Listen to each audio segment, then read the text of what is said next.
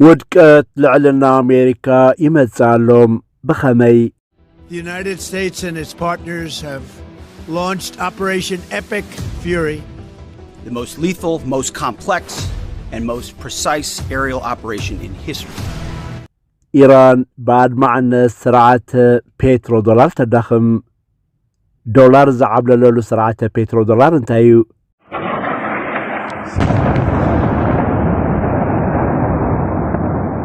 ኢራን ስለምንታይ ንቁጠባ አሜሪካ ዝምግብ መሓውራት ወሽመጥ ተጥቃዕ ዘላም?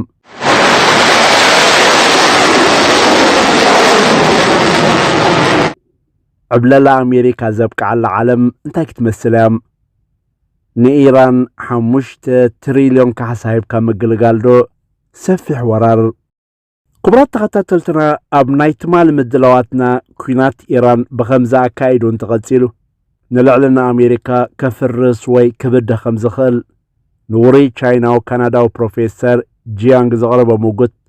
ብጨረፍታ ጠቒስና ነርና። ገለ ተኸታተልትና እቲ ሙግት ብምልኣት ከነቕርቦ ብዝሓተቱና መሰረትን ንሕና እውን ኣገዳስነቱን እዋናውነቱን ርኢና ምስ ተመሳሳሊ ሙግት ዘቕረበ ኣባል ሰራዊት አሜሪካ ዝነበረ ወታደራዊ ስትራቴጂስትን ፖለቲካዊ ተንታንን ኮሎኔል ዶግላስ ማክሪጎር ኣዋሂዱ ዘምሕረት ወልደ ሰማታት ኣዳልይዎ ኣሎ። ሰዒድ መሐመድ ሰናይ ምክትታል።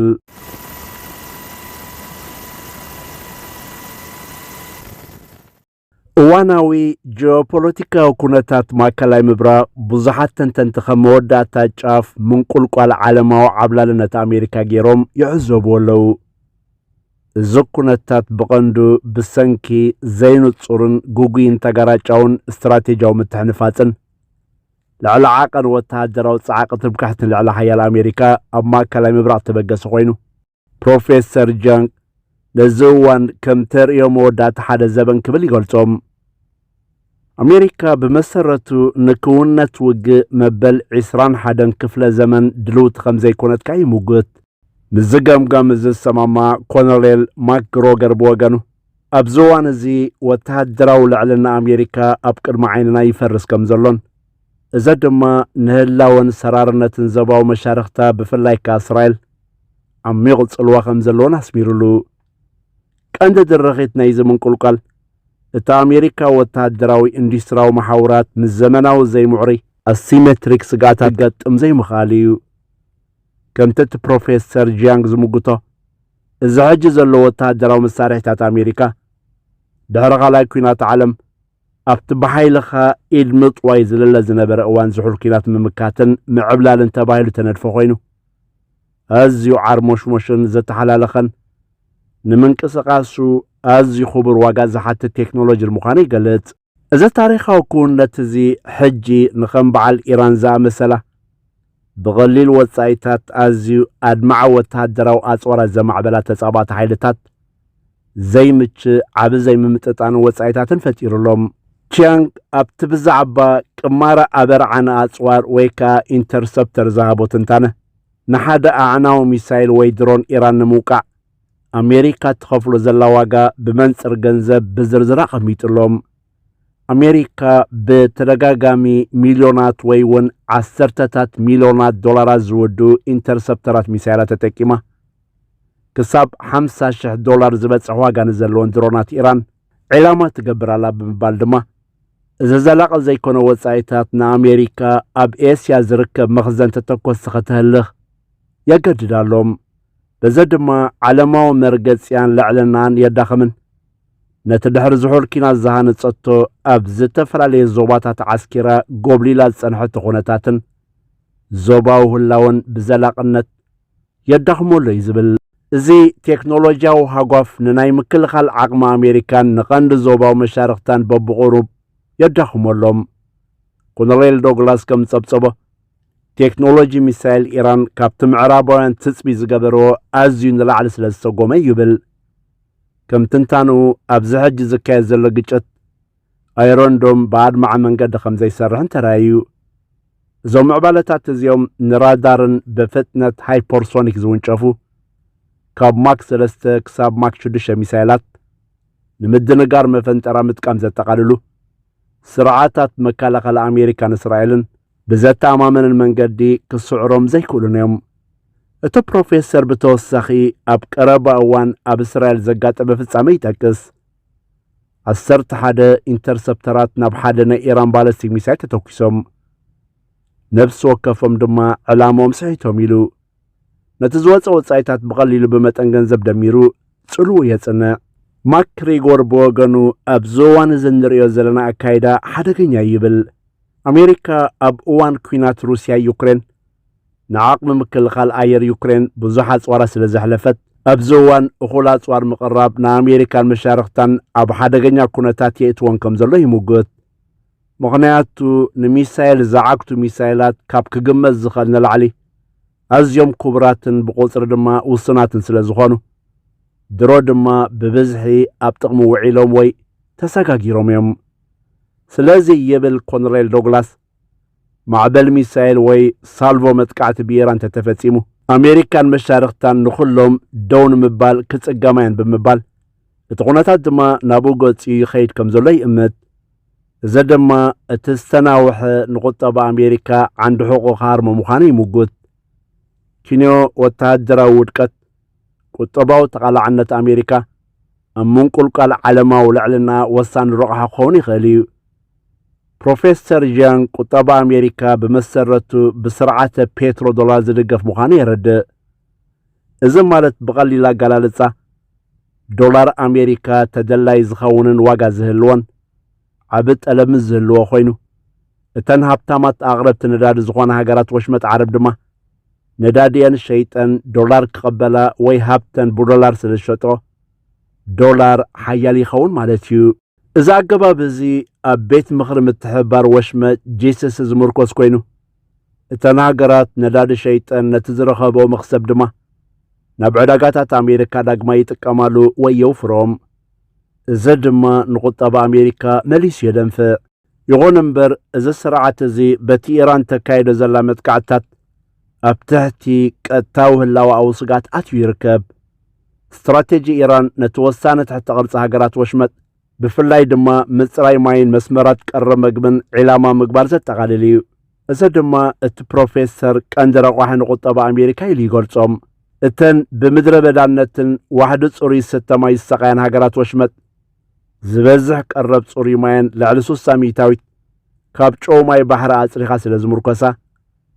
ጂያንግ ሓንቲ $50,000 ዝዋጋኣ ድሮን ኣብ ከም በዓል ሪያድ ዝኣመሰለት ዓባይ ከተማ ንሓደ ፋብሪካ ከተሰናኽል ከም ትኽእል ብምግላጽ ኣብ ውሽጢ 2 ሰሙን ጥራይ 10 ሚልዮን ሰባት ብዘይ ማይ ክተርፉ ከም ዝኽእሉን ይሕብር። ኣብ ርእሲ እዚ 9 ሚእታዊት ቀረብ ምግቢ ሃገራት ወሽመጥ በቲ ሕጂ ተዓጺ ዘሎ መጻብቢ ሆርሙዝ ኣቢሉ ዝኣቱ ስለ ዝኾነ እቲ ዞባዊ ቁጠባ ካብኡ ዝሰገረ ሓፈሻዊ ምዝልባዕ ተቓላዓይ ኮይኑሎም። እዚ ቁጠባዊ ኩናት እዚ ክሳብ ናብ ውሻጢ ቁጠባ ኣሜሪካ ዝርጋሕ እዩ። ኣብዚ እዋን እዚ መብዛሕትኡ ካብ ሃገራት ወሽመጥ ዓረብ ዝመጽእ ወፍሪ ናብ ጽላት ኣርቲፊሻል ኢንተሊጀንስ ንማእከላት ዳታን ኣሜሪካን ዝውሕዝ እዩ። እዘን ሃገራት ድሕሪ ደጊም ነዳዲ ኸፍርያ ወይ ክሸጣ ወይ ነዚ ኤኣይ ፓፕል ክምውላ እንተዘይክኢለን ንስቶክ ማርኬት ኣሜሪካ ድዋዕ ከም ዘብሎ እቲ ፕሮፌሰር ብጭብጥታት ይምጉት። እዚ ድማ ነቲ ፋይናንስያዊ ፖንዚ ስኪም ኢሉ ዝገለጾ እቲ ኣብ ዶላር ኣሜሪካ ተመርኮሰ ስርዓት ዕቑር ባጢራ ከንቆልቁል እዩ። ዶላር ኣሜሪካ ዋግኡ ክንክዩ ብሰንኩ ድማ ንኣሜሪካ ገዚፍ ዘይተጸበየቶን ዘይሓሰበትሉን ዘይተዳለወትሉን ሓደጋ ዝፈጥር ምዃኑ የረድእ። ስለዚ ኢራን ኣብዚ ቀዳማይ መድረኽ መጥቃዕታ ብቐጥታ ናብቲ ወተሃደራዊ ማዓስከር ኣሜሪካ ከየድሃበት ናብቲ ንቁጠባን ዶላርን ኣሜሪካ ዝምግብን ዘደልድልን መሓውራትን ትሕቲ ቅርፅን ዘን ሃገራት ተነጻጽር ዘላም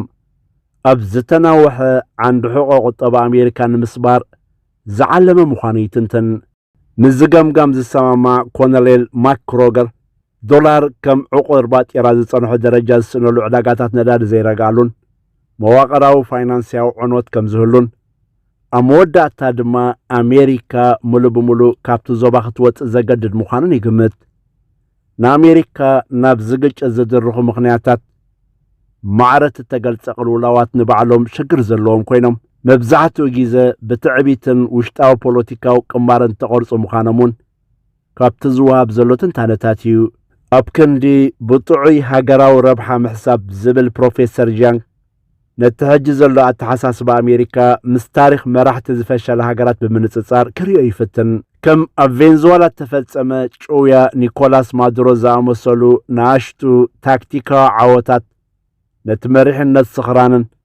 ኣብ ወተሃደራዊ ዓቕሚ ልዕሊ ዓቐን ምትእምማንን ከም ዝፈጠረሉን ይሕብር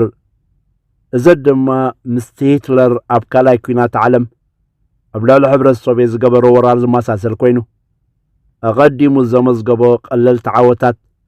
ንሓደ ኣዕናዊ እስትራቴጂያዊ ስሕታን ነዳዲ ዝፈጠረን መወዳእቱ ውድቀት ሂትለር ዘሰዓበን ኩነታት ብምንጽጻር ይቐርብ ካብዚ ሓሊፉ እቲ ኩናት ብውልቃዊ ፋይናንስያዊ ረብሓታትን ካብ ረብሓታት ስዑድ ዓረብን እስራኤልን ዝመጽእ ፖለቲካዊ ደገፍን ዝድርኽ ምዃኑ እቲ ፕሮፌሰር ይቐምጥ ብፍላይ ስዑዳውያን ኣብ ናይ ብሕቲ ትካል ጃረድ ኩሽነር ሰብኣይ ጓል ትራምፕ ዝገበርዎ ናይ 2 ቢልዮን ዶላር ወፍርን ካብ ከም በዓል ሚርያም ኣደን ዝኣመሰሉ ለገስቲ ተረኽበ ኣማይት ሚልዮናትን ፖለቲካዊ ደገፍን ይጠቅስ እዞም እስትራቴጂያዊ ጌጋ ስጉምታት ብሓፈሻ ንኢራን ብዝምልከት ዓሚቕ እስትራቴጂያዊ ራእይ ብዘይምህላው መሊሶም ዝተሓላለኹ እዮም ኮሎኔል ዶግላስ ምዕራባውያን ንወሰንቲ መራሕቲ ብምቕታል ኣብ ፈለማ ዘይከሓድ ታክቲካዊ ልዕልና ክበጽሑ ዝኽእሉ እኳ እንተኾኑ ኣንጻርቲ ናይ 2700 ዓመታት ስልጣነ ዘለዎ 93 ሚልዮን ህዝቢ ኣብ ዝካየድ ኩናት ንምዕዋት ግን ውህድ እስትራቴጂ ከምዘየለ ይረጋግጽ እቲ ኮሎኔል ቀትለት ኣያቱላ ኾመኒ በአንጻሩ ንህዝቢ ኢራን ንምሕራንን ሰማዕትነት ንምፍጣርን ንሃገር አንጻር ባዕዳዊ ወራር ንምክልኻል ንምጥርናፍን ጠቂሙ ኢሉ ይሙግት ዘጽንዓት ኢራን ካብቲ ግጭት ብሓይልን ጽልዋን ዳግማይ ክትወጽእ ተኽእሎ ከም ዘለዋ ዘረጋግጽ ኮይኑ ምዕራባውያን ሓይልታት ድማ ኣብ ወተሃደራዊ መዳይ ክዕወቱ ኣብ ዘይክእልሉ ምንድልሃፅ ይሽመሙ ከም ዘለዉ ዘርኢ ምዃኑ እቲ ኣባል ሰራዊት ኣሜሪካ ዝነበረ ኮሎኔል ትንትን ብናይ መወዳእታ ሳዕቤን ናይ ዝቃየር ዘሎ ሚዛን ሓይሊ ዝያዳ ክትህሰ ትኽእል ሃገር እስራኤል ምዃና ኮሎኔል ዶግላስ ወሲኹ ይትንትን ህላወ እስራኤል ምስ ወተሃደራዊ ልዕልና ኣሜሪካ ጥቡቕ ምትእሳር ዘለዎ እዩ እቲ ልዕልና ኣሜሪካ እናፈረሰ ዝኸደሉ ኣሜሪካ ድማ አንጻር ምዕቡል ቴክኖሎጂ ኢራን ዘተኣማምን መከላኸሊ ዋልታ ክትህብ ኣብ ዘይከኣለትሉ እዋን እስራኤል ናይ ህላወ ቁልውላው ከጋጥማ ግድን ይብል ብገምጋም ዶግላስ እዚ ኩነታት ንኢራን ዝያዳ ዝሓየል ክኸውን እንከሎ ንሃገር እስራኤል ግን ካብቲ ዘበገሰቶ ኩናት መዋጽኦ ዝኸሊ ብምባል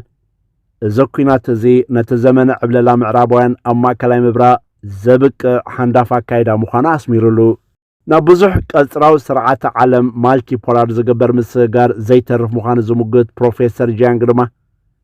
ዋላ እኳ ካብ ላዕለዎት ወተሃደራዊ ሰበስልጣን ኣሜሪካ ኩናት ምስ ኢራን ናይ ብሓቂ ሕማቕ ሓሳብ ምዃኑ መጠንቀቕታታት ይመጽእ እንተሃለወ ረብሓታት ስርዓተ ፔትሮ ዶላር ንምክልኻል ኣጋር ሰራዊት ምስዳድ ዘገድድ ፖለቲካዊ ፀቕጣት ክመጽእ ከም ዝኽእል ይግምት እቲ ለውጢ ስርዓት ዝብል ዝተገልጸ ዕላማ ኣሜሪካ ብሓይሊ ጥራይ ተፈጺሙ ከም ዘይፈለጥ ብምጥቃስ ኢራን ኣብ ልዕሊ እስራኤልን ሃገራት ወሽመጥን ትገብሮ ዘላ ዝተጸንዐ ፀቕጢ ብኹሉ ሸነኻዊ ሳዕቤናቱ ንልዕልና ኣሜሪካ ዝድምስስን ነዘን ሃገራት እውን ዘቃልዕ ስለ ዝኾነ ዝፅወር ኣይኮነን ስለዚ እቲ ኣማራጺ ሃገራት ወሽመጥ ዓረብ ንኢራን ክሳብ 5 ትሪልዮን ዶላር ካሕሳሂበን ነቲ ኩነታት ምዕራፍ ወይ ድማ ስጋት ኢራን ንምድምሳስ መጠነ ሰፊሕ ምድራዊ ወራር ክጠልባ ይኽእላየን እዚ ኻልኣይ ግን ብኹሉ ሸነኻቱ ቀሊል ኣይኮነን ከምቲ ዝቐደመ ዘይተገማተ ሳዕቤናቱ ዝፈጥሮ ቁልውላው ኣብ ወረቐት ጥራይ ዝውዳእ ስለ ዘይኮነ ካልእ ስሕታት ንምፍጻም ሃንደፍ ኢልካ ዝኡተ ይመስልን ብሓፈሻ ንኣረኣያ ናይዞም ክኢላታት ኣዋሂድና ምስ ንርኢ ፍጹምን ዘይምለስ ምፍራስ ናይ ዝሕጂ ዘሎ ገባትን ዓማፅን ዓለማዊ ስርዓት ክውድ ምዃኑ እዩ እቲ ብእገዳን ተነጽሎን ተዳኺሙ ትንክፍ ኣቢልካያን ንላዕለዎት መራሕቱ ብፍላይካ ንኣያቱላ ኾመኒ ቀቲልካ ፈራሲ ስርዓት ኢሉ ዝገመተ እስትራቴጂ ኣሜሪካ እስራኤል ፈሽል እዩ እቲ ንኸምዚ እዋን ብጽንዓት ተዳለወን ብቐሊል ግንካ ኣድማዕ ቴክኖሎጂ ዘማዕበለ ሰውራ ኢራን ውድቀት ምዕራባዊ ልዕልና የቀላጥፍ ከም ዘሎ እዞም ምሁራት የመልክቱ ፕሮፌሰር ጃንግ እተዘይተርፍ ምንቁልቋል ወፍራ ሃገራት ወሽመጥ ኣብ ዕዳጋታት ኣሜሪካ ምዝዛም ዓለማዊ ዓብላልነት ዶላር ኣሜሪካን ዘደፍእ ኮይኑ እዚ ድማ ንኣህጉራዊ ዝምድናታት ንሓዋሩ ክቕይሮ እዩ እዚ መሪር እዋን ድማ ነቲ እንኩ ቕፅራዊ ሃፅያዊ ኢምባራጦርያዊ ስርዓት ዓብልል ገብት መኸተምታ ኮይኑ ኣብ ፍትሒ ማዕርነት ኩሎም ህዝብታትን ሃገራትን ዓለም ዝተመርኮሰ ሓድሽ ብዙሕ ዝቕርፅታቱ ስርዓት ዓለም ዝወለድ ክኸውን ተስፋ ይግበር ክቡራት ተኸታተልትና ንሎሚ ዘዳለናዮ ትሕዝቶ ዘተኸታተልኩም ነይሩ እዋናዊ ምዕባለታት ብኣጋ ክትረኽቡ ቻነልና ሳብስክራይብ ግበሩ ከም ወትሩ ሼር ላይክ ኣቦታ ኮመንት ድማ ሓሳብኩምን ኣረኣያኹምን ኣካፍሉ ሰላም ይስማዓና ሰላም